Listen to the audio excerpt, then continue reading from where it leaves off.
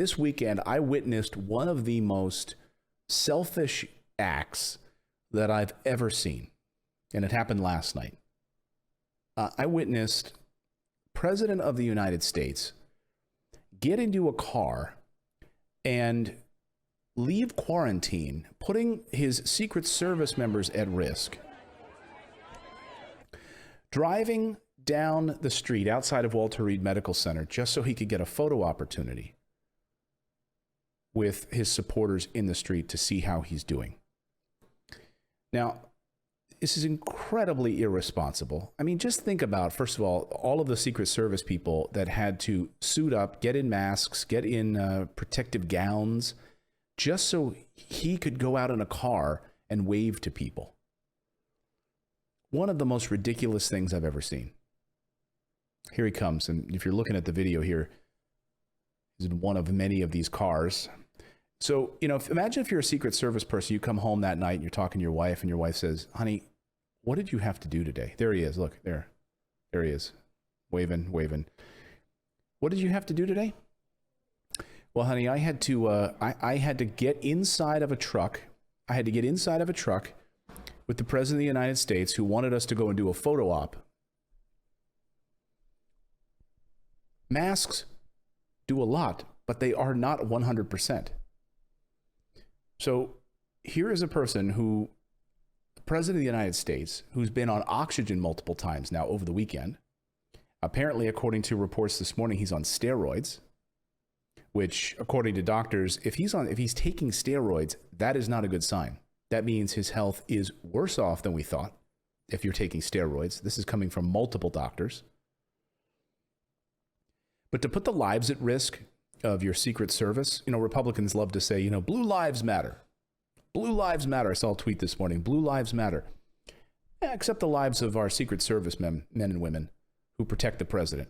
Round them up, everybody. Get in the car. We're all going to get in close quarters inside of a car together and drive down the street. Just so you can have your ego stroked. And who the hell knows what to even believe anymore out of this White House. Over the weekend, of course, we heard from the doctors who are now walking back some of their positions.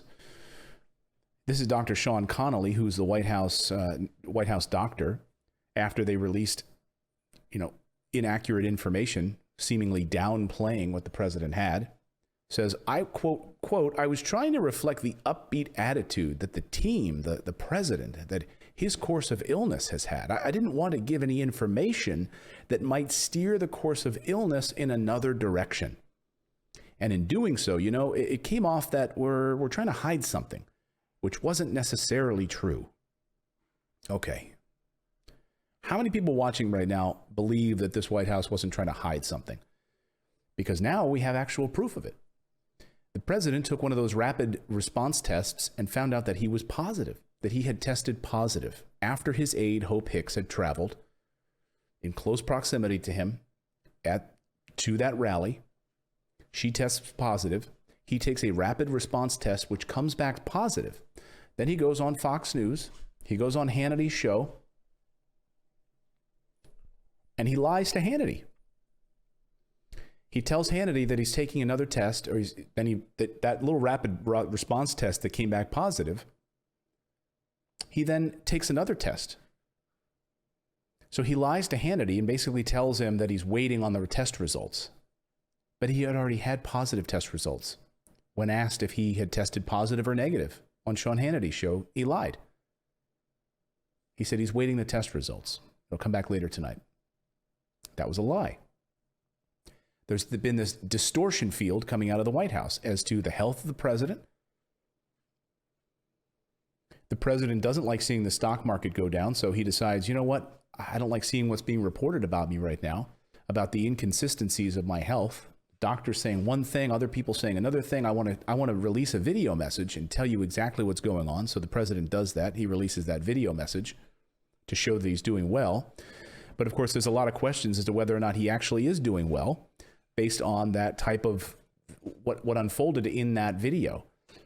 There are those that think that he ended up, that people edited out portion of the video. Let me see if I can find this. I can show you this. That there, at one point, that he actually coughs during the video, And because he coughs during the video, it's edited out. But did you guys see that message? It was like a 4-minute message on over the weekend. And the president talks about how well he's doing, and the staff here is fantastic, and everyone's doing great. He wants to thank everyone, all the support, which is great. No one wishes anyone ill in this. But that's not what this is about. This is about being honest. We have a long history in this country of doctors lying about the condition of the president. Woodrow Wilson, FDR, JFK, Grover Cleveland. So much so, Grover Cleveland famously lied to the press, mocked the journalist who discovered that he had lied during early July in the late 1800s. Grover Cleveland had a cancerous tumor in his mouth. There's a fantastic book written about it called The President is Sick. It's a must-read book. It's actually a page-turner. Grover, by the way, is named because we lived in New Jersey, and Grover Cleveland's birthplace is nearby. So Grover, our little mini pincher, is named after Grover. Also maybe Grover from the Muppets. Or was it Sesame Street? One or the other. We like the name. Nevertheless, Grover Cleveland gets on a boat, doesn't tell anyone where he's going during the early July 4th holiday time, and the president disappears for 3 days. No one knows where he is. The press starts asking questions. Hey, where's the president? Oh, he's just, taking some time off. Meanwhile, he's on a boat with a surgeon doing an experimental surgery that's never been done before to remove a part of his mouth. You can actually still see that part of his mouth at a museum. They lied to the press. And then a reporter started digging in and actually uncovered the story. The White House mocked him, said it was a total lie. That reporter basically lost his job, was disgraced, and then 25 years later, he was honored and finally redeemed after it had come out and admitted, the doctor actually came out and admitted that, yes, he did perform this secret surgery on President Cleveland on a boat. So we just want to mock journalists now. That's the thing, right? The question is, did somebody on the president's staff during that 4-minute video message edit out his cough? See, this is the thing. I think it's more damaging to edit something out than just to allow it to play. The president could have coughed. We know he's got coronavirus, but we don't want to show weakness, right? So the president could have just coughed in this video, which he did, but they edited it out. And he could have said, oh, yeah, see, I'm still having a little trouble breathing. This thing really affects my respiratory system. But instead, they edited it out. Watch this. And it also slowed down so you can see the moment when they used Adobe Premiere with the morphing feature, which a number of editors who are users of Adobe Premiere know exactly what this is. This is how they edited it out. Watch. Things have happened. If you look at the therapeutics, which I'm taking right now, some of them. If you look at the therapeutics, which I'm taking right now, if you look at the therapeutics, which I'm taking right now. So clearly. So a number of people who are editors, who are familiar with how this works.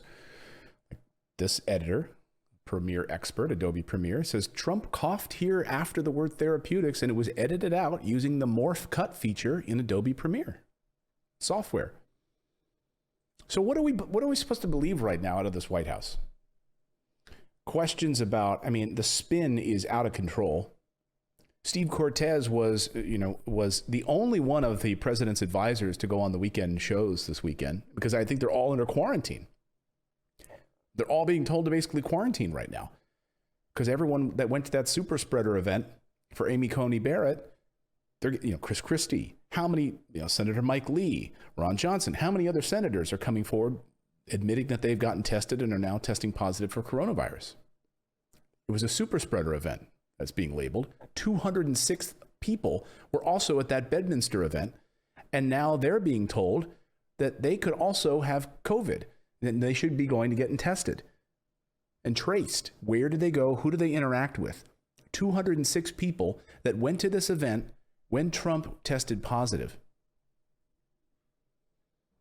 So that question came up this weekend as to when when did this administration know that President Trump was sick?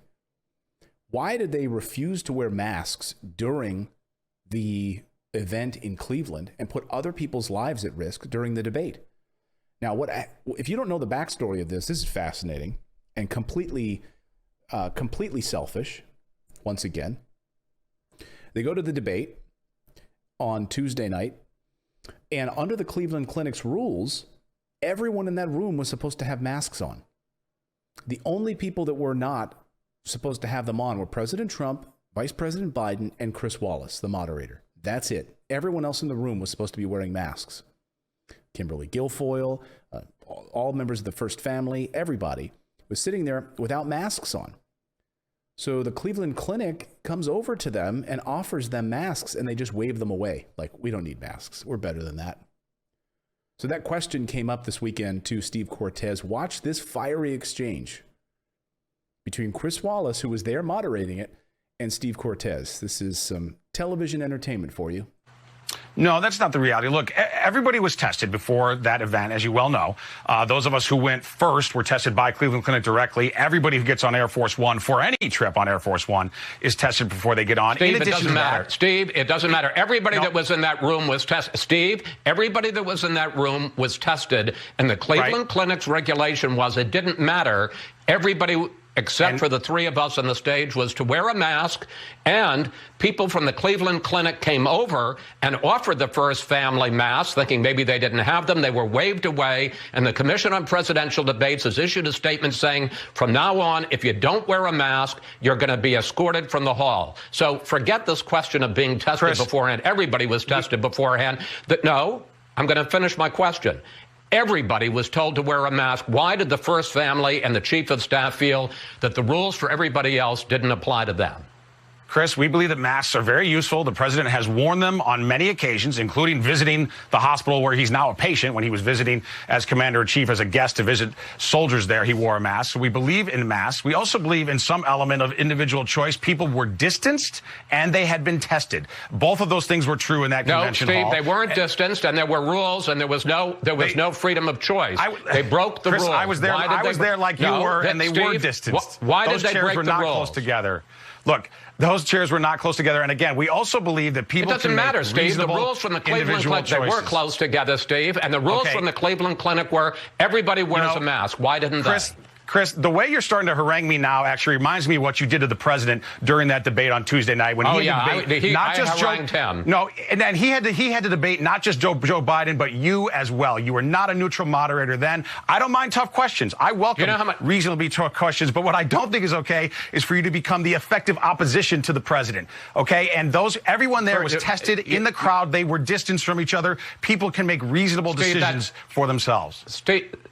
No, they can't. They're the rules, and they'll be kicked out next time. Steve, let me just simply say the president interrupted me and the vice president 145 times, so I object to saying I harangued the president. I know it's the talking point. Yeah, that is the talking point. So change the subject, Steve. So the question is, why did the First Family think they were above it? Why did all of the president's supporters think they were above it, didn't have to wear masks, when the Cleveland Clinic's rules in that room were put on a mask? When we now know that people in that room were infected with COVID. It's arrogant, it's selfish more than anything, and you have a room full of, a lot of elderly people with health conditions. I mean, look at people like Chris Christie, not exactly a candidate for running a marathon anytime soon. Here's a guy who sits perfectly in that position of like the highest risk for a COVID death as a result of getting this virus. The president as well. The president is obese, clinically obese, and 74. So what do you believe anymore from this White House? What do you believe anymore from these doctors?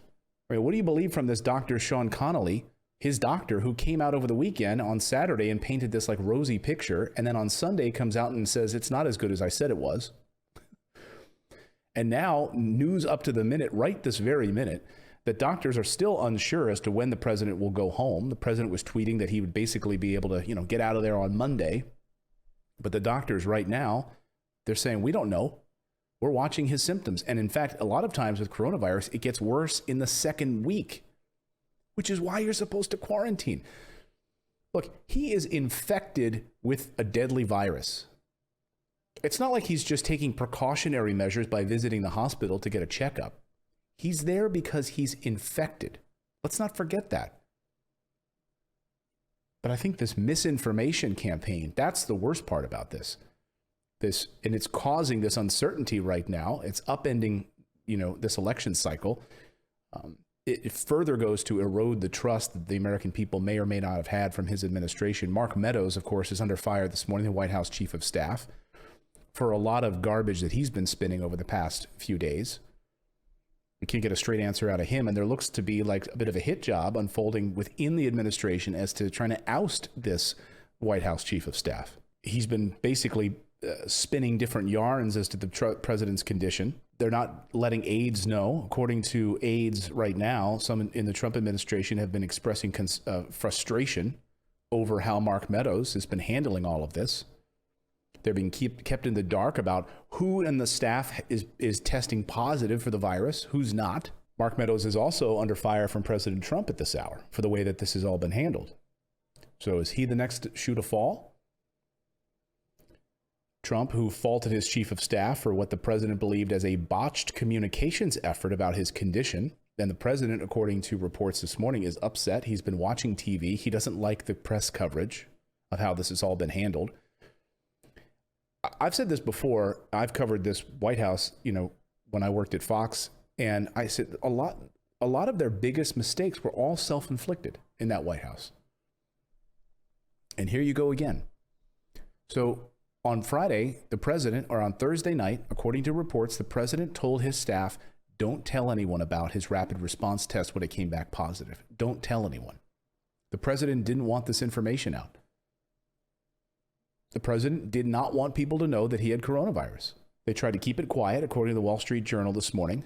Trump asked one advisor to not disclose the results of one person's own positive test, according to a person familiar with the conversation. The president didn't disclose a positive result from his rapid COVID test on Thursday, while awaiting findings from the more thorough test, the larger coronavirus screening. Trump also told aides that he's eager to return to the White House. And he said, there's a lot we can do from the White House because we have a full medical staff there. Yeah, then why'd you go to Walter Reed in the first place? That was the big question. And that's why that helicopter we now know was sitting on the White House lawn for so long. It's because the president was fighting with his own staff as to whether or not he should go to the hospital. And they were telling him, Mr. President, you're not in good shape. They had to administer oxygen to him at the White House. You need to go to the hospital. So once again, we get these lies, these distortions coming out of the White House. And it's happening right in front of our eyes, folks. The doctor can't even answer a simple question about whether or not he was on oxygen. So you're holding a press conference, doctor, and people want to know, is the president using oxygen? Is he laboring to breathe? He's the president of the United States. These are all incredibly important questions. We're in the middle of a pandemic, an economic downturn, the likes of which we've never seen before. The American people would like to know, is their president okay? What is going to happen to this administration? Dr. Connolly didn't come clear about it. He said, I'd have to check with the nursing staff. I don't think, I'm quoting him. I'm quoting him. I'd have to check with the nursing staff. I don't think if he did, it was very limited about using oxygen. You're holding a press conference. There are a couple of key things that you would mention at that press conference. How is he feeling? How is he breathing? Is he in the bed? Is he up moving around? But they've been trying to put out this misinformation campaign like this. Take a look at this on your screen. They sent these tweets out on Friday, of course, showing the president, he in this photo op, remember, that he's working. He's there. He's at Walter Reed, no tie on, but he's still working. He's still working hard for the American people, right? Ivanka Trump tweets out this guy, nothing can stop him from working for the American people. He's relentless, Ivanka tweets. Well, some intrepid reporters managed to zoom in on these documents, and they're all blank pieces of paper, and he's just signing his name on blank pieces of paper for a photo op. Yeah, he's relentless. Ivanka, can't stop him. Can't stop him. This is what's happening. This is what's happening right now, folks. Then he releases a video so he appears that he's strong and he's coughing, and they're editing that out. Questions still, of course, about what happened at that super spreader event, and then also his fundraiser. Why does he go to this fundraiser in Bedminster, New Jersey, possibly infecting hundreds of people after his aide Hope Hicks tests positive? Kayleigh McEnany tried to walk this back. White House, according to ABC News, White House Press Secretary Kayleigh McEnany told reporters Trump socially distanced, and it was an outdoor event, and it was deemed safe by a White House operations for him to attend that event. So wait a minute, the White House deemed it was safe. The same White House that thought this was okay to send him out in a car full of Secret Service agents so he could wave to people? So wait, that's our standard now. That's our standard? That going to this event, White House, the 206 people, this was him leaving that event, flying away, waving after that fundraiser. 206 people possibly infected as a result of it. The president is up early this morning, though, tweeting in all caps right now. And he's apparently taking steroids, according to doctor reports, which is, according to other doctors, not good news. He's tweeting in all caps, Space Force, vote, massive regulation cuts, vote, pro-life, vote, better and cheaper healthcare, vote, best VA ever, 91% approval rate, vote. Other doctors weighing in on his condition. I love this. This is an interesting doctor tweet. If you were her patient, this is what she says. Dr. Leanna Wen. If Donald Trump were my patient in unstable condition and contagious illness, and he suddenly left the hospital to go for a car ride that endangers himself and others, I'd call security to restrain him, then perform a psychiatric evaluation to examine his decision-making capacity.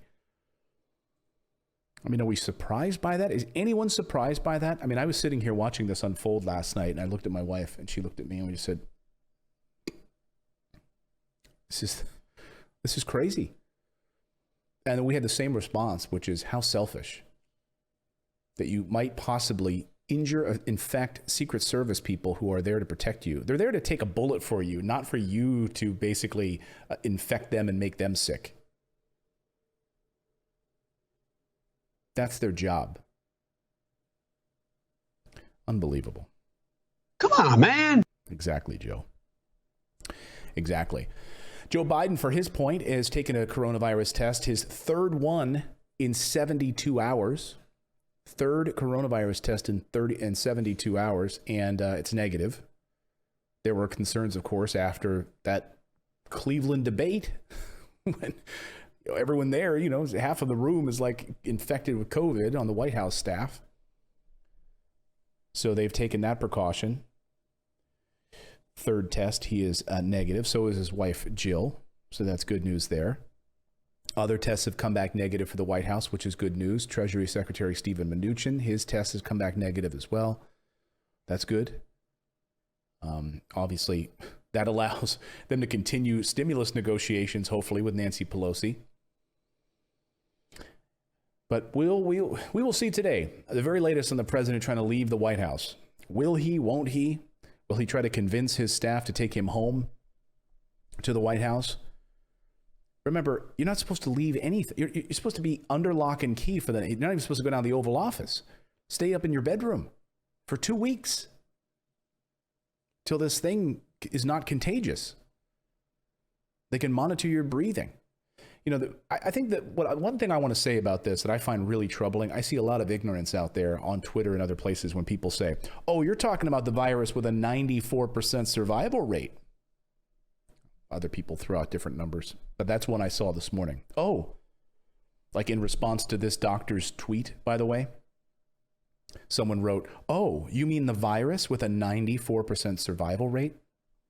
To which a lot of people said, yeah, you know that 210,000 Americans have died from it, right? Forget that. The people that recover, according to the reports, scientific reports and the studying of how people are breathing and also their heart ailments, 3 out of 4 people that recover from this end up having heart trouble, permanent heart issues. That's why it's being labeled a pre-existing condition. Having COVID is now a pre-existing condition on your insurance. There's reasons for that. So forget that you survive. Yeah, that's great that you survive. But what problems do you now have? There are also indications of neurological damage as a result as well, brain damage, and heart damage. That's why I'm scared of this thing. I mean, going out there just trying to do a little photo op so you can show everyone that you're fine.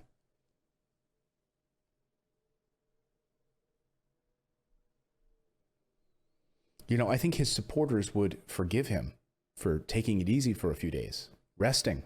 Like, Mr. President, please rest.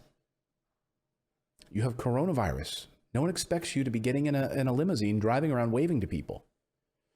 But of course, there's 29 days till the election. So that's why we're seeing this. Let me know your thoughts in the chat on this. Should the president leave the hospital? Should the president try to get back out to campaigning right now? Or should the president be a leader in the face of this virus and show others how to act? There was a huge rally in D.C. this weekend where all these Trump supporters came out. It was called like the Walk Away rally, and they all had no masks. They were all making fun of wearing masks. It's hilarious to me. It's like, did they not know the news? So what they're doing is they're making fun of President Trump now, who's now wearing a mask. Other members of the White House are now wearing masks for the first time. So are these Trump supporters now saying that you're a wimp if you wear a mask? I don't know. Let me know your thoughts in the chat on that and smash that like button. Please subscribe to the channel if you are new here.